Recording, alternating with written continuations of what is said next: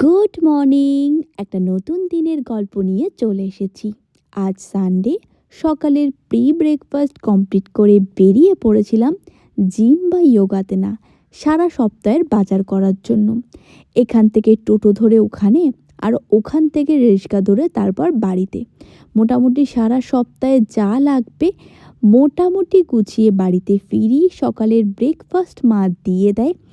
আরও কিছু বাড়ির বাকি কাজ পড়েছিল, সেগুলো করার জন্য বেরিয়ে পড়েছিলাম। বাড়ি ফিরতেই খেতে বসে পড়েছিলাম দিনের সেকেন্ড মিলটা। আর তারপর দুপুরে লাঞ্চ করে বাকি যা কাজ ছিল তাই নিয়ে বসে পড়েছিলাম। রাত হওয়ার পর মুখ পরিষ্কার করে এসে রাতের ডিনার করি। আর আমার মায়ের সেভিংস দেখে আমি অবাক। আগের বছর শীতের রসগুড় এখনও রেখে দিয়েছে।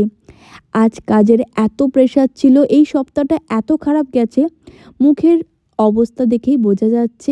এইভাবে আমি আমার আজকের দিনটা কাটাই। আমার এই ধরনের ভিডিও ভালো লাগলে ভিডিওটা লাইক শেয়ার করে আমার নতুন চ্যানেলটি সাবস্ক্রাইব করে পাশে থেকেও ভালোবাসা দিও। Thank you.